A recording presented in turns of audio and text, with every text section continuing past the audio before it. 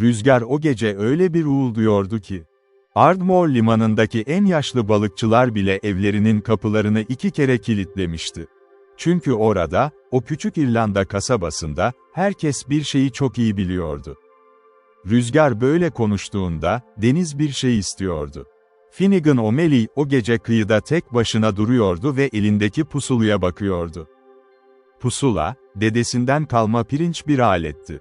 Yüzeyi yıllarca tuzlu suyla aşınmış, camı çatlamış, ibresi ise garip bir şekilde hep aynı yöne.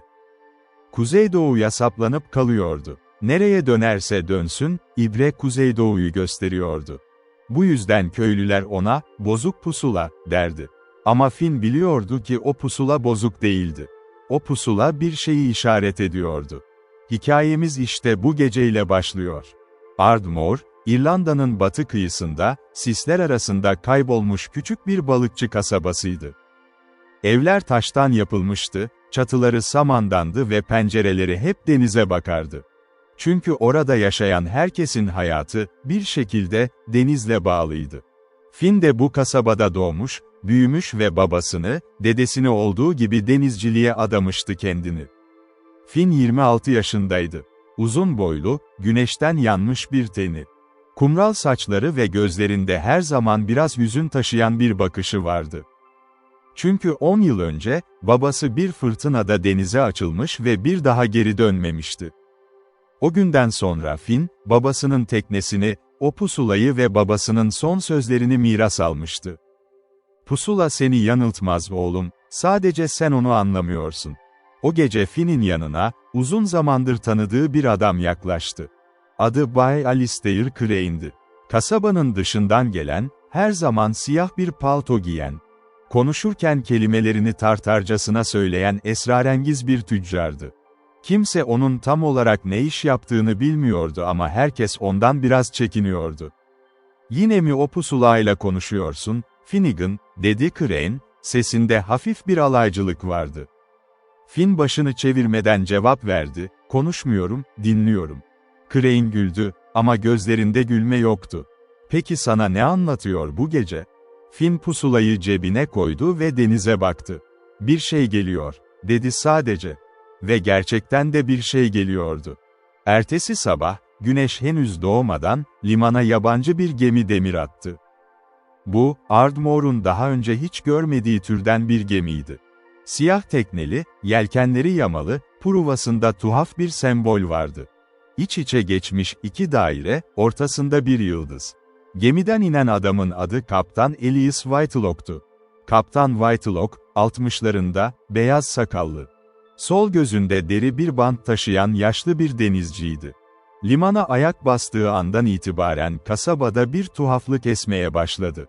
Çünkü Whitelock, tavernaya girer girmez, herkesin önünde, yüksek sesle sordu. "Burada bozuk pusulayı taşıyan bir adam arıyorum. Finnegan O'Malley diye biri." Taverna aniden sessizleşti. Herkes birbirine baktı ama kimse konuşmadı. Çünkü Ardmore'da yabancılara güvenilmezdi, özellikle de böyle doğrudan sorular soranlara. O sırada Finn de tavernadaydı, köşede bir masada oturuyordu.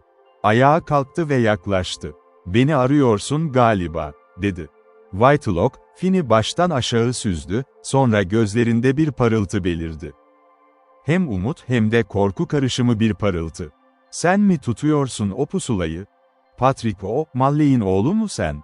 Finn'in içi ürperdi. Babasının adını yıllardır bir yabancıdan duymamıştı. "Babamı nereden tanıyorsun?" Whitelock oturdu, masaya bir harita yaydı, eski, sararmış, kenarları yanık bir harita.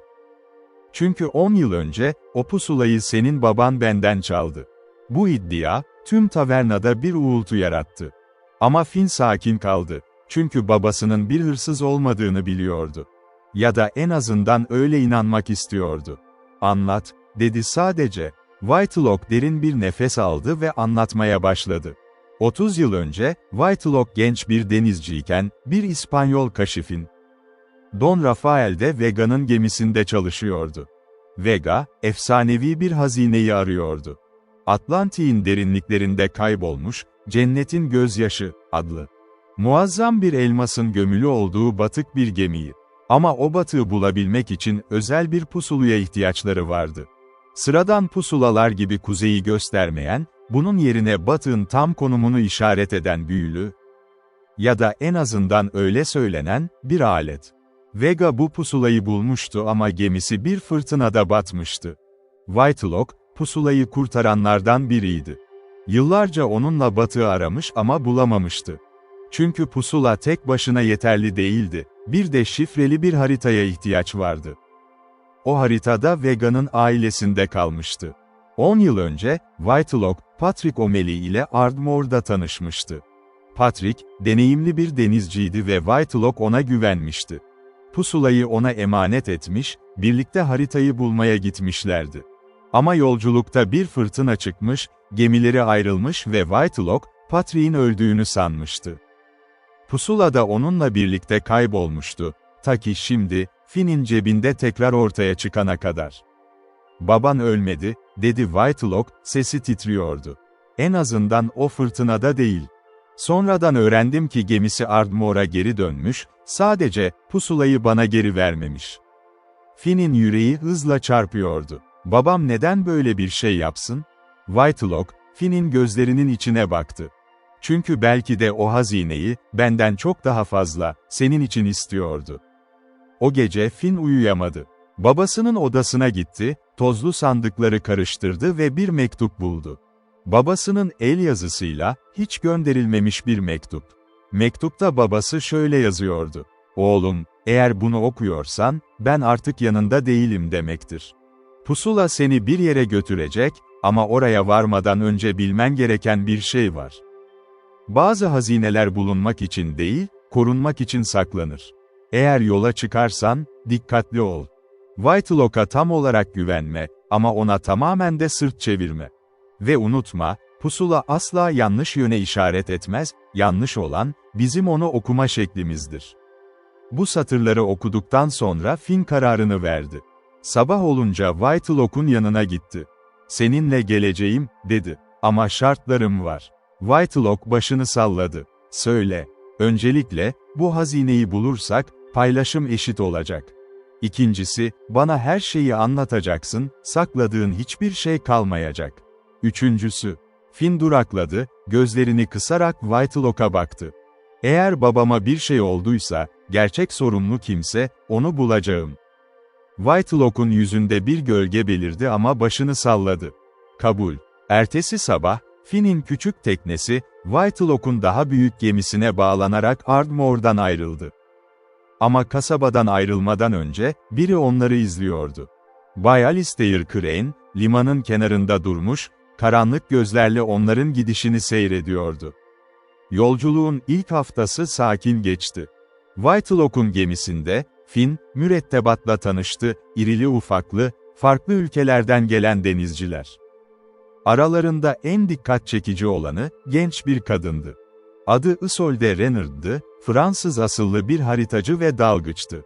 Kısa siyah saçları, keskin yeşil gözleri ve her zaman bir şeyleri sorgulayan bir bakışı vardı.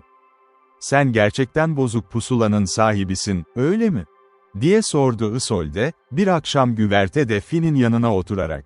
"Sahibi değilim," dedi Finn, pusulayı avucunda çevirerek. "Sadece taşıyıcısıyım galiba." Isolde güldü. "Whitelock'un anlattığı hikayeye inanıyor musun? Büyülü pusula, kayıp elmas, lanetli batık." Finn omuz silkti. "Bilmiyorum. Ama babamın mektubu bana bir şey söylüyor, her şey göründüğü gibi değil." Isolde ciddileşti. "O zaman sana bir şey söylemeliyim, Finn.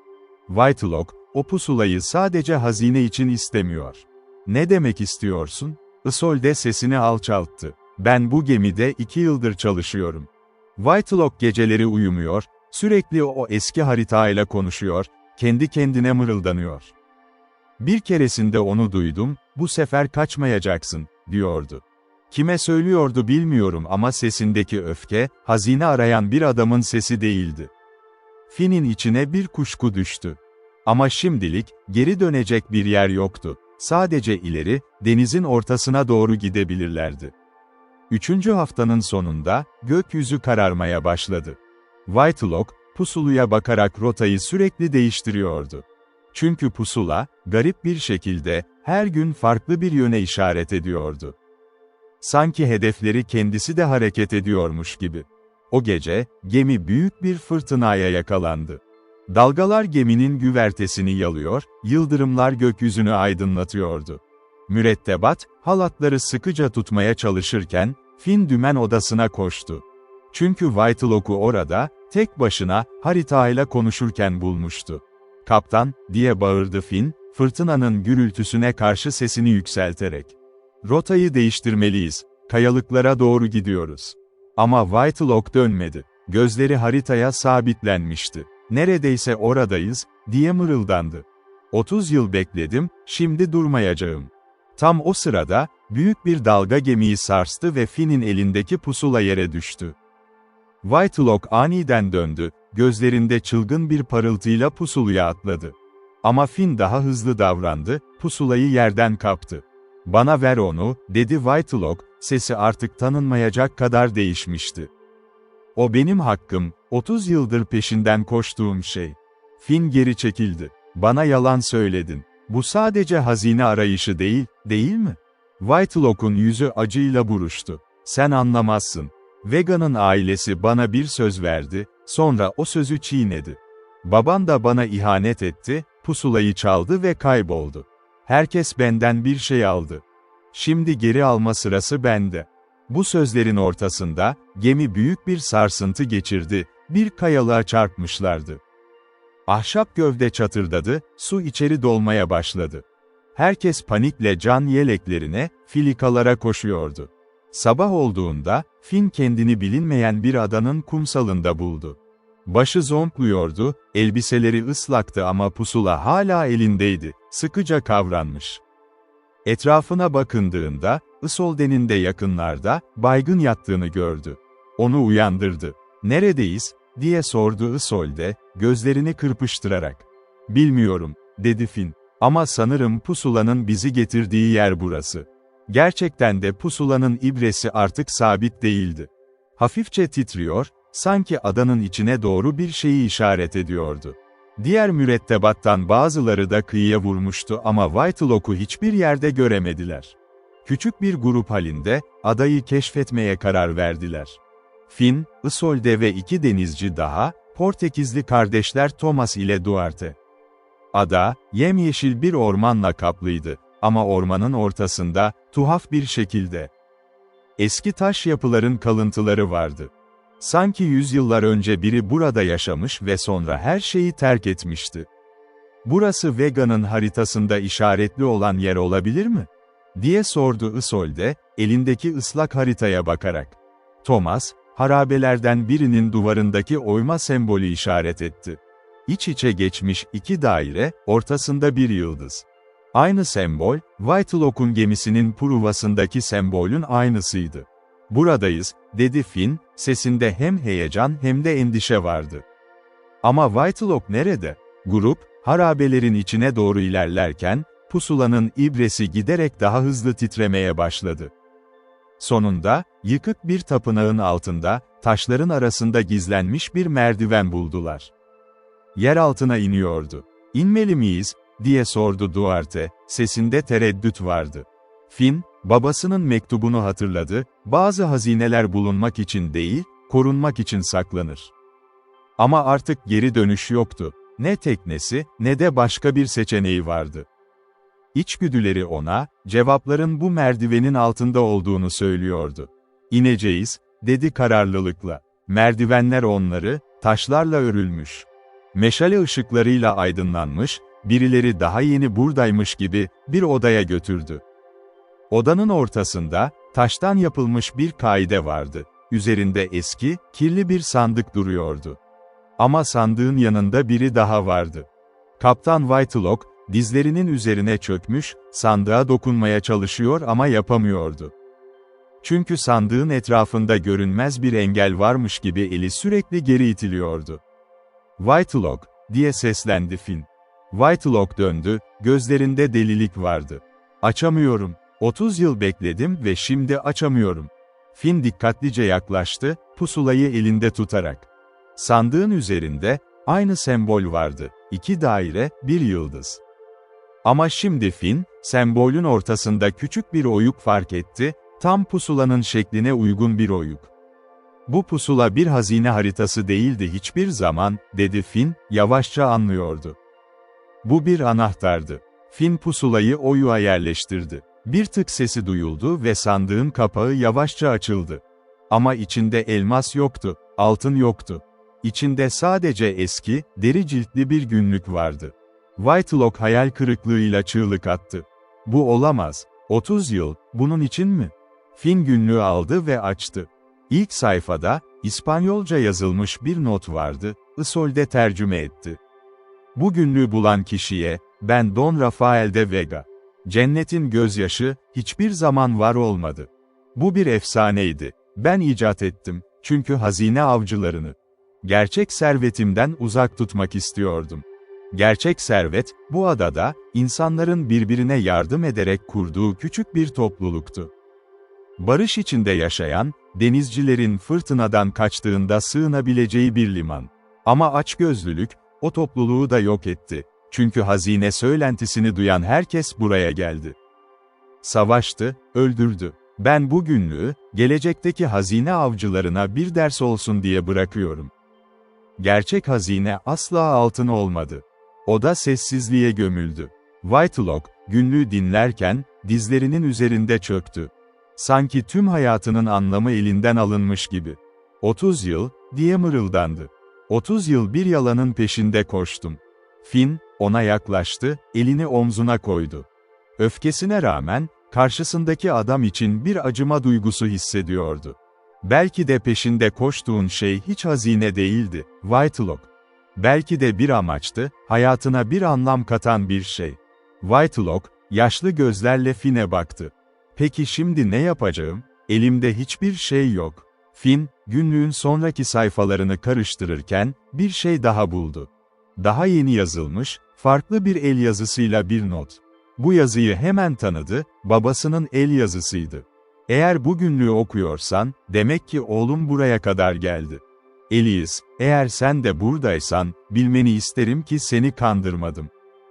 Pusulayı senden almadım, çünkü çaldığım için değil, seni korumak için sakladım.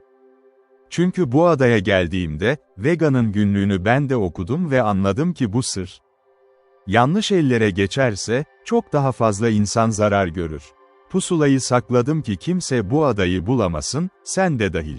Ama şimdi kaderin, oğlumu buraya getirdiğine göre, sanırım bu sırrın artık paylaşılma zamanı gelmiş. Tırnak işareti. Finn'in gözleri doldu. Babası ölmemişti, ya da en azından, çaldığı için değil, korumak için saklamıştı pusulayı.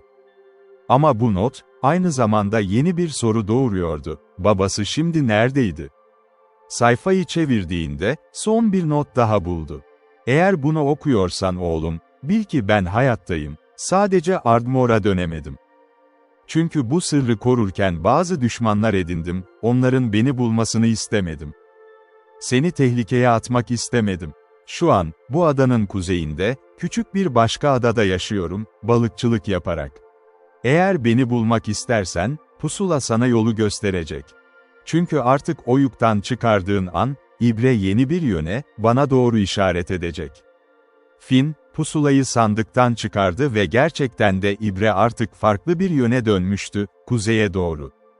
"Baban, yaşıyor mu?" diye sordu Isolde, şaşkınlıkla.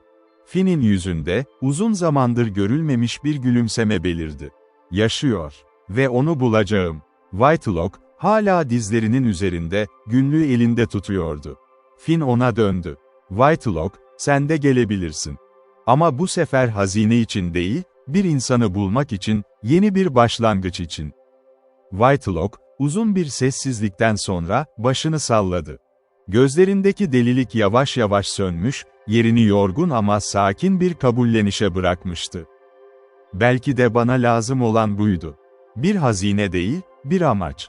Grup, adadan ayrılmadan önce, harabelerin üzerine, Vega'nın gerçek mirasının bir anıtını dikmeye karar verdi. Burada bir zamanlar, altından daha değerli bir şey vardı, insanların birbirine duyduğu güven. Sonra, buldukları eski bir tekneyi onararak, pusulanın gösterdiği yöne doğru yelken açtılar. 3 gün sonra, ufukta küçük bir ada belirdi, yeşil tepeleri, beyaz kumsalları olan, sakin bir yer. Kıyıya yaklaştıklarında, kumsalda bir figür gördüler, yaşlı bir adam, ağları onarıyordu. Finn'in kalbi göğsünde küt küt atıyordu. Tekneden atladı, kumsala koştu. Yaşlı adam başını kaldırdı ve gözleri, 10 yıldır özlenen bir tanışıklıkla parladı. "Finn," dedi adam, sesi titriyordu. "Oğlum, sen misin?" "Baba," dedi Finn, gözyaşları içinde. "Seni buldum." Patrick O'Malley, oğlunu kollarına aldı, uzun süre bırakmadı. "Pusulayı takip ettin," diye mırıldandı. "Biliyordum ki bir gün yapacaktın." O akşam, kumsalda büyük bir ateş yakıldı. Finn, Isolde, Whitelock, Thomas, Duarte ve Patrick, birlikte oturdular. Herkes kendi hikayesini anlattı, herkes kendi yükünü paylaştı. Whitelock, 30 yıllık öfkesinden arınmış gibiydi. Patrick'e sarıldı ve özür diledi, geçmişteki yanlış anlaşılma için.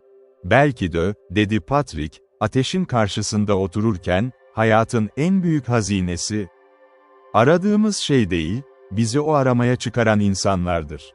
Finn, elindeki pusuluya baktı. Artık ibre sabit değildi, hafifçe titriyordu. Ama artık korkutucu değildi. Sadece bir hatıraydı, babasıyla arasındaki bağın. Hiçbir fırtınanın kesemeyeceği bir bağın sembolüydü. Günler sonra, küçük Filo, Ardmore'a doğru yelken açtı. Finn, artık yanında sadece babasını değil, yeni bir aile de getiriyordu. Isolde, ona haritacılık öğretmeyi teklif etmişti. Whitelock, yeni bir hayata, dürüst bir denizcilik hayatına başlamak istiyordu. Thomas ile Duarte ise, Portekiz'e dönmeden önce, Ardmore'u ziyaret etmek istemişlerdi. Kasabaya vardıklarında, tüm köylüler limanda toplanmıştı. Çünkü haber, rüzgardan daha hızlı yayılmıştı. Patrick O'Malley geri dönüyordu. Bay Alistair Crane da kalabalığın arasındaydı. Ama bu sefer yüzünde alaycı bir ifade yoktu. Sadece merak vardı, belki de biraz da hayal kırıklığı. Çünkü onun da bu hikayede gizli bir çıkarı olduğu, sonradan anlaşılacaktı. Ama o, başka bir günün hikayesiydi. Finn, kıyıya ayak bastığında, elindeki pusuluya son bir kez baktı. İbre artık sakinleşmişti, hafifçe titreyerek, sabit bir şekilde, evine, ailesine, Ardmore'a işaret ediyordu. Belki de, diye düşündü Finn, pusula hiç bozuk değildi. Belki de sadece, bize kalbimizin gerçekten nereye ait olduğunu göstermek için bekliyordu. Ve böylece, bozuk pusulanın hikayesi, bir sona değil, yeni bir başlangıca varmış oldu.